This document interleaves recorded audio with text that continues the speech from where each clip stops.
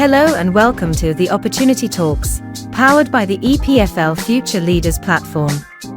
In each episode, we bring you conversations with cutting-edge innovators, disruptors, and dreamers who dare to go off the beaten path and drive meaningful change. In this episode, Laura has a conversation with Rich Walker, director of Shadow Robot, which offers pioneering robot dexterity solutions for 20 years. Hi, Dick. Thank you very much for joining this opportunity talk and for sharing your kind of idea, experience with the students and also with anyone who is interested in your company. So to begin with, why don't introducing yourself, like saying more about you and also about Shadow Robots, like what the company is about?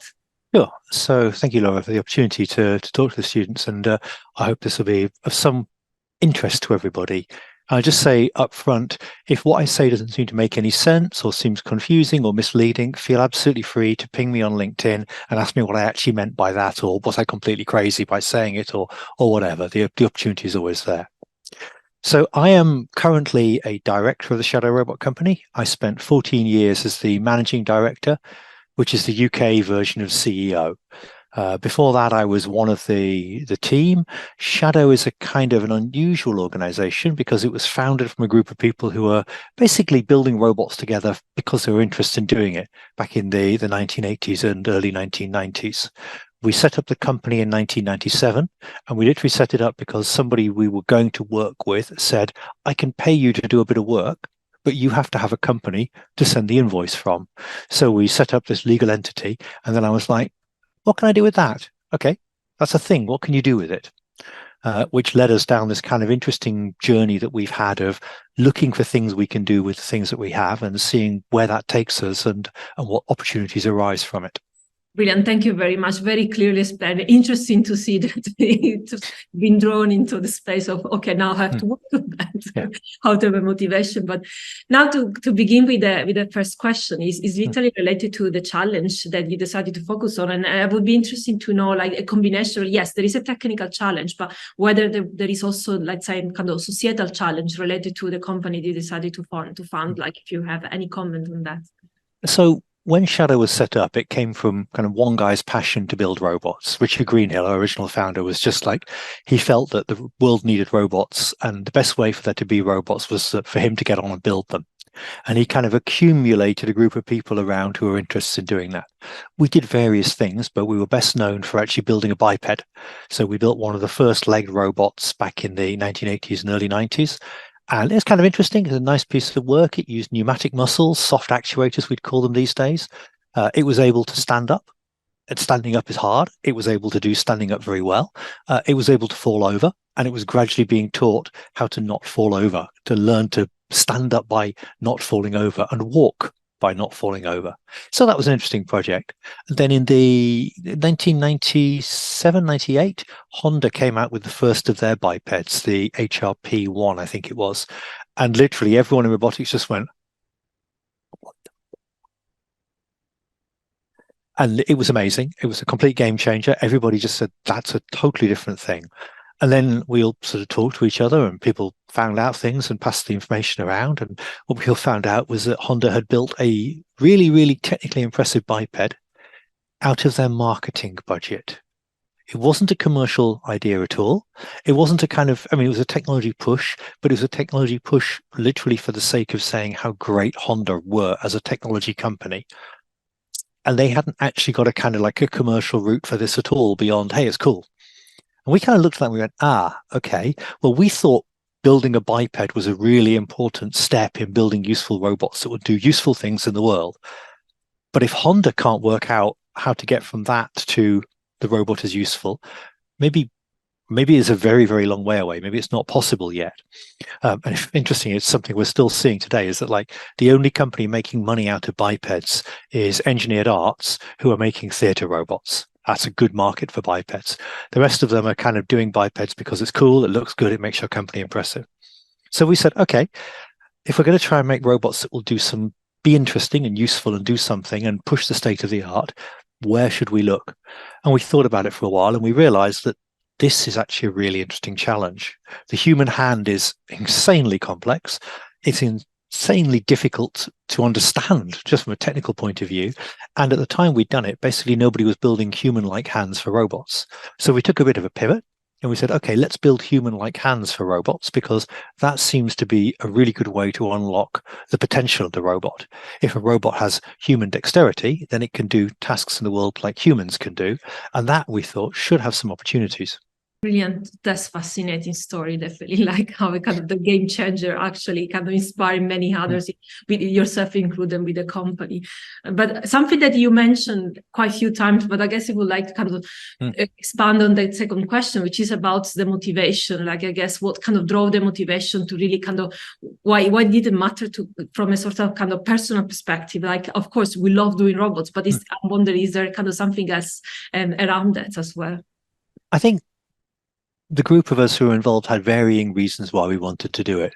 We could all see that if you could get robots to do things that weren't working on production lines, they could have huge societal impact. There are lots and lots of things where robots can and should be helping out. And if you look today at the kind of state-of-the-art assessments and research agendas and missions and key thrusts across robotics where people really think robots will make an impact, they haven't changed a lot in 20 or 30 years. We still say robots will be really important in places that we don't want to send people, dangerous places, difficult places. We still say robots really should be making an impact on social care. Robots should be helping people in the home. We still say there's lots of tasks in manufacturing and production that are kind of crappy tasks that humans do because we can't automate them, and maybe we should be able to automate them. And those kind of areas are still where we all, across the field of robotics, say, if we can get them to be good enough, they should be able to attack these problems. And really embarrassingly, we're all in robotics still saying that after 30 years, because the progress that we've been making has been less than we'd have liked. There's been a lot of progress, there've been a lot of fundamental changes, a lot of new things have happened, but the great societal challenges are frankly still there and still worth solving. I guess as a follow-up question, because having have a look at your webpage, we saw that there is the ethical aspect, and I'm wondering, is there a connection, because the kind of motivation has been driving you to really even to have an interest in the specific tricky area in the robotics, so safety and safe area. Yeah, the ethical aspect has always been very important to us. We know it's perfectly possible to make a lot of money making robots for, how can one put this politely, people who don't care so much about the societal impact of the end use of them. And that's never really interested us. We figured that it makes much more sense to make technology for good. It might be a more difficult problem, but on the other hand, it's a more interesting problem and it's a better problem to solve. Okay. Anybody can make a lot of money. You go and work in the financial centers of the world and make a lot of money doing that. That's not an interesting problem to solve. That's not it's not creative in some sense. It's certainly not something where you can say, yep, I have made a positive difference. Whereas taking a hard problem around society, around work, around labor, around risk, and saying, how can we apply robotics technology to those problems? What can they do and how can they make a difference? That's a hard problem that seems worth solving. So we've always taken a kind of perspective that we should be trying to do. I'd call it robots for good. I think that's what there's a lot of people kind of like that term and like that label. And our view has always been that, anybody in the company can and should be able to say, hold on a minute, does this actually match our ethical standards? Is what we're doing here actually for good, or is it wrong in some way? And then we just stop and we all sit down and we go like, we don't know. Is it? Are we doing the right thing? And if we're not doing the right thing, let's not do the wrong thing. Let's make sure we don't do that. And that does mean that we've turned down work over the years to keep our ethical standards, because it's not a principle if you'll compromise it, right? The whole point of a principle is that from time to time, it should, if your values haven't cost you money, they're not really values. They're just kind of things you put up on the wall. I can 100% empathize with the idea of how you describe this is the kind of the creative aspect of dealing with this technology that actually can make a huge impact in both sense, I guess. And I'm open to see the both ways. But now is the other question would be about so that's having these kind of principles and code of conduct you decided to give yourself within the space of robotics, how that influenced therefore the way of building robotics in the space of the company. So I think firstly, it influences the kind of problems that we look at. If someone came to us and said, hey, we're the world's biggest pig farmer and we're really interested in using robotic technology in the course of pig farming, well, we turned them down. It was a pretty simple proposition. It was like, you're pig farming, that's not something that we see really we want to be participating in or seeing how robots can add value to, because we don't fundamentally believe it's the right thing to be doing. Whereas if someone came to us and said, hey, we're really, really interested in a healthcare problem that's really important and challenging at the moment, and we're looking at ways robotic technology can solve that, the first thing we'll do is to go, yes, that's great, but are we the right people to help you? Because there's also no point us going, oh, that's a great idea, let's help you, if we're not the right people to do that. So the other way we do it is to be kind of equitable and fair to our customers, our colleagues, our partners, and say, well, actually, if you want to do that, you want to work with these people, not us. We bring this particular set of tools and expertise. If we're the right people and you're doing the right thing, then fantastic, let's work together. And if not, let's find you the right people to work with. I guess, like, to build up in this question, like, did this give you, this approach, did it give you like a specific place in the market? So let's say from also, like, let's say, an economical stance, the idea that you have a specific approach, and then it kind of, I guess, gave the identity to the company. Am I wrong, or like in assuming that? Or like, I would like to know what you think about. So in Jim Collins' book, Good to Great, which is a fantastic book, and you should definitely read it if you're thinking about growing and developing any kind of organization. He talks about 4 or 5 key concepts that he analyzed as being what's fundamental to companies as they make that transition from being as good as any other company in their area to a great company in their area. And one of those is, he calls it the hedgehog concept, which is that a fox does many, many things well. A hedgehog just does one thing, but it does it really, really well. And that's basically curl up with all your spines pointing outwards so you can be safe. Now, what's the idea there? Well, if you're a company, you can't do everything. I mean, you can say you do everything and you can try and do everything. But if I ever talk to a company and I say, can you do this? And they go, yeah, can you do this? Yeah, can you do this? Yeah, can you do this? Yeah. I start to think they're very thin. They're very unfocused. They say they can do lots and lots of things. Whereas if I talk to somebody and I say, can you do this? They go, no, you want someone else for that. And we know somebody. And you say, oh, can you do this? No, we don't do that. We recommend these guys. They say, what about this? Oh yeah, that's the bit we do. Then you suddenly go, okay, actually, that's much more trustable. That's much more dependable. You're saying you specialize. This is the area you specialize in. That's what you do. And you don't do these other things. Fantastic. Now I really want to work with you. Or obviously I don't, because I want to do this other thing, but I also know I don't need to work with you for that. So we found that principle to be very strong, and we've taken that, and so we focus on building dexterity, building hands for robots. We've built all sorts of other things, but if you came to us tomorrow and said, I've got £5 million to build a biped, we'd probably say, well, there's plenty of people you should go and talk to. Here's a list.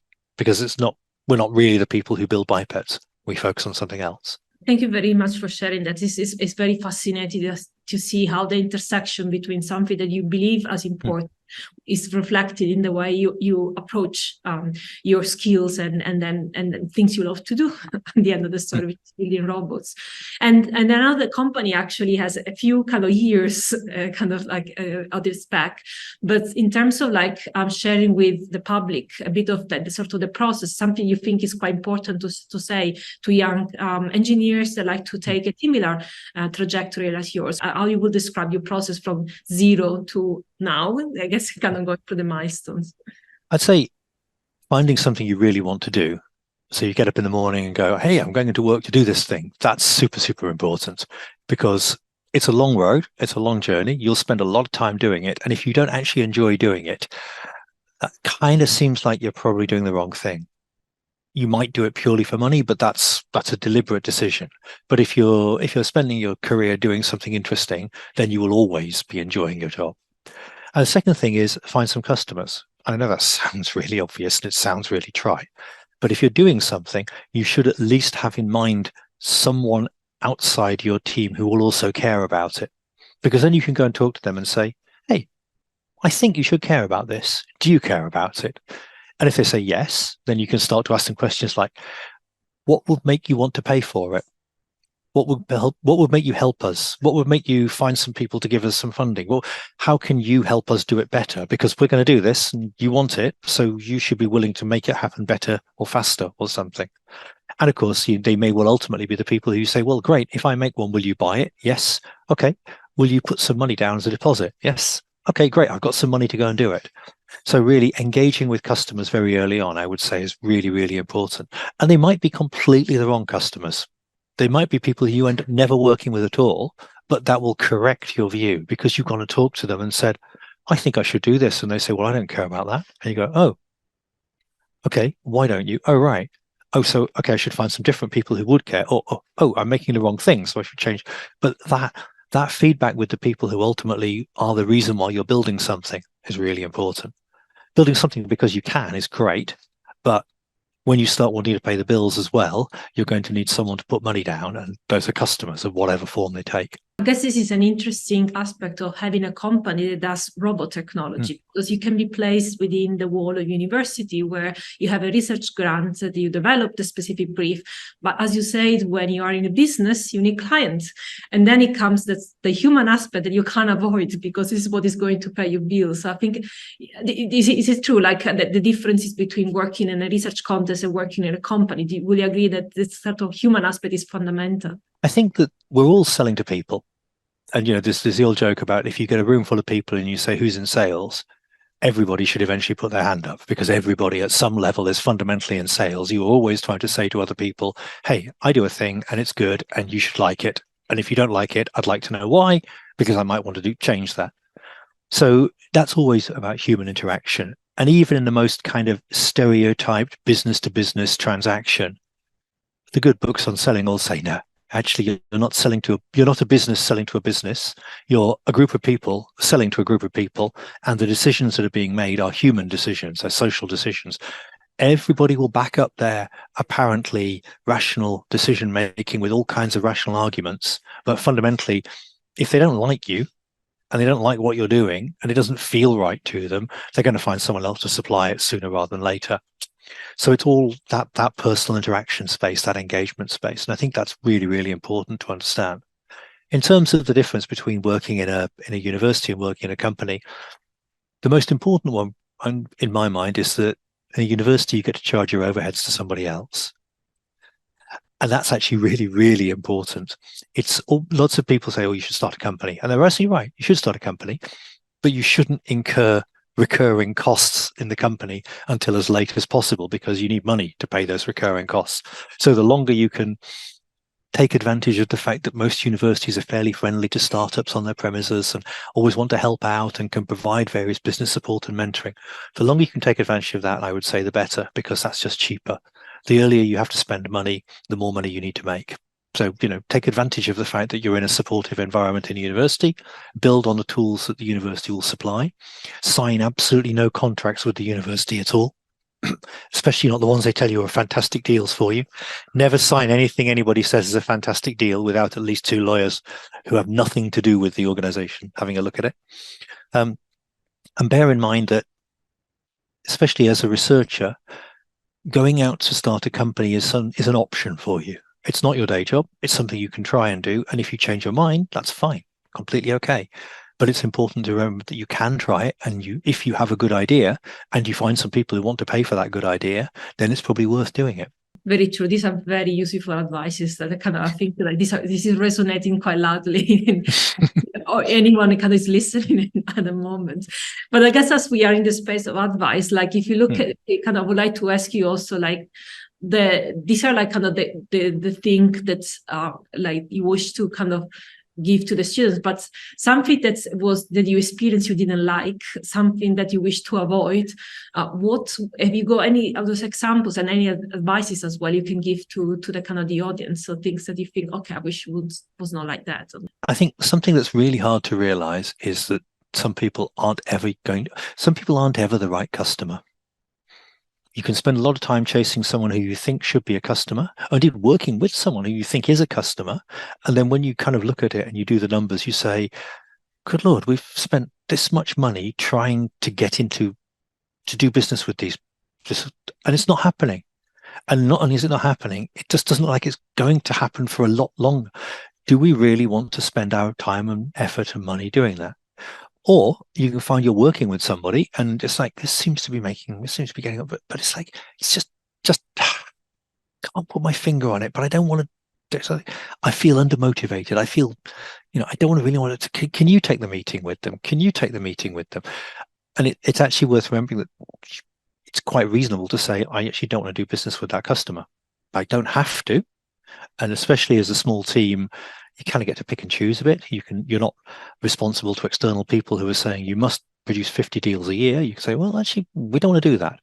And that's often a better thing to do, to learn to say no to things. It's a very, very hard thing to do because as social animals, we're conditioned to say yes to please the other person and go say, yeah, absolutely, of course, yes. But actually learning that sometimes saying no is better for everybody, or certainly better for yourselves, that's a really long, hard decision to get to and a really long, hard understanding to get to. Yeah, thank you very much. This is something that you should account for those human relationships and the kind of the hiccups that might happen when you kind of you're in a human to human type of approach. Exactly. I guess like going towards the end of the questions, I have something to ask you, which is related to, you described at the beginning of this conversation, the example of Honda and how much it was a game changer. But now reflecting back on your experience and the work you've been doing, how the company grew and the work you've been doing, where do you think you made impact? And you can take this word in a kind of big way, so feel free to kind of think about what the impact might mean for you, and I would be happy to hear any sort of the kind of the declination of the word. So I think what's been very interesting for us has been watching essentially a long generation of robotics people developing technology using our technology. And when we started building hands for robots, we kind of naively assumed that it wouldn't be hard to get them to do things. That turns out to have been a 20-year journey, and up until the point when in 2019 OpenAI released their Rubik's Cube spinning thing, the capabilities of robots with human-like hands were still very, very limited. So it's been really pleasing and interesting to be part of helping that move forward and challenging people to do that. And I think the other interesting thing that we find is that, we're an employee-owned company. We don't have any external shareholders. We don't carry a lot of investment debt and so forth. So we get to get up and decide what we want to do and to do those things. And that is, how we spend our time and how we do it. I find it very interesting to realize that that's actually quite unusual. And when I find myself in meetings of people who are looking at the entrepreneurial career pathway and developing things and so on, it's often quite unusual for them to think, wait, I don't need to go and raise a lot of money from VCs. It's like, no, there are other ways to proceed. You can run a company a different way. So making that kind of an impact on people's way of thinking, to say, look, you can do this in different ways, has been very important to me. I think it's quite kind of reflecting on what you've been saying. It's very interesting to say like how the business aspect is intertwined in terms of the network, the stakeholder you normally interact, and how much that actually creates the impact. That's easy as the technology, but also the way we engage with the different people that we normally have to, I guess, from perspective.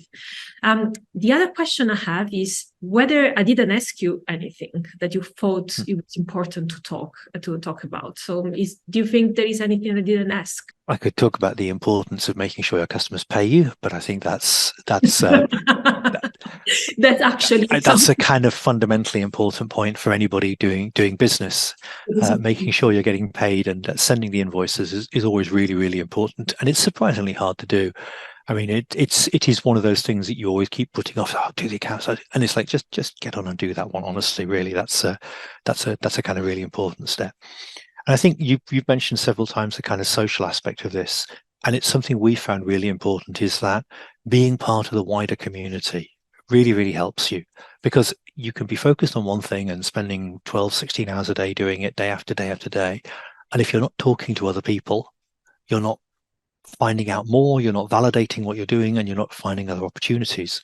So we've always found it really important to be out there in the wider community, engaging, talking, being part of that discussion. And sometimes it seems like it's a bit of a waste of time, and it sort of seems like it is in a kind of immediate way. There's always something more urgent to do, but it's that kind of important bracket of things that you want to keep doing, because that's where the longer term value will kind of accumulate. So focus, yes, but always make sure that you're out talking to people as well. Yeah, I think this is very important to actually mention, because everyone gets trapped in their sort of day-to-day business, and you lose totally perspective on what you're doing, especially if you have your company. as you said, it's important to get the vision and then where you're going to, rather than kind of having this sort of everyday jobs that will kind of probably detour the attention where the attention is supposed to be. So this is something that we should definitely remind ourselves, that where is the vision is going. There's a lovely tool called the Eisenhower matrix, which is it's classic 2x2 business school analysis thing. On one axis you plot importance, and on one axis you plot urgent. So you have 4 boxes: things that are urgent but not important, things that are important but not urgent, things that are both important and urgent, and things that are neither important nor urgent. And obviously you do the urgent, important things first, right? That stands to reason. But what you then do, and this is the super critical trick, is you then do the important things. And you ignore the things that are urgent and not important, because they're not important. They may be urgent, but they're not important. Focus on the things that are important, not the things that are urgent. And usually you'll make a lot more progress a lot more quickly than you expect. And also all those urgent things will turn out to not have been important. This is brilliant advice. Like, I think you should have a quote to that, because that happens kind of normally in our life. So that is, thank you very much for sharing that. No worries. What is your next challenge in the near or next future? So I think across robotics there's a kind of really interesting challenge coming up, and that is several things that used to be really, really hard might not be anymore. So vision seems to have moved a long way forwards in the last 10 years. Now, understanding concepts around the world seems to be starting to be solved by some of the large language model type approaches. We're still not sure how good they are, but they seem to be making a lot of an impact on there. And we've seen recently a lot of work where people have essentially taken a classical robot architecture and they've said, these bits didn't work very well. We plugged in some of these large neural models and large language models and things, and they suddenly work quite well, actually. So this thing now works a lot better. At which point we're back to the hardware being the barrier. You know, we've been lucky enough to spend 15, 20 years where the hardware was ahead of what the software could do, and now the software has suddenly jumped ahead. So it's now back to the hardware people to say, right, what do we do? How do we make better hardware for a world where we have these large neural models that are solving a lot of the software challenges that used to be there? And how do we build software engineering principles that work with these kind of black box giant neural models to make them verifiable and safe and understandable and so on? Fortunately, I'm an ex-software engineer, so I can avoid that side of things, but we do hardware, so we get to focus on right now, what hardware do we need to make these new types of robot systems that we can build actually practical in the real world? Thank you very much. I think it's very much encapsulated what's happening now. Things are going to happen. I can hear this, like we definitely need now. It's a nice conversation, I guess, between the two things. And then it's an advancement of different technologies at different levels, but it's how we catch up with each other, but also becomes, I guess, as you mentioned, it's a challenge for both. Exactly. Motivation. Thank you very much, Rick, for sharing your experience and knowledge like across these years. And it was brilliant to hear about like your relationship with not just become the technology robotics, but also like the way you take challenges that are much more solved, and now you kind of the robotics actually evolve. So thank you very much for sharing with us your knowledge and for joining us today. Well, thank you. An absolute pleasure. Thanks all. In the next episode, we'll host Deborah Barbarola, co-founder of Dotplot, which created an innovative solution to enable early detection of breast cancer. Thank you for listening to the Opportunity Talks, powered by the EPFL Future Leaders platform. For more information, please visit futureleaders.tools.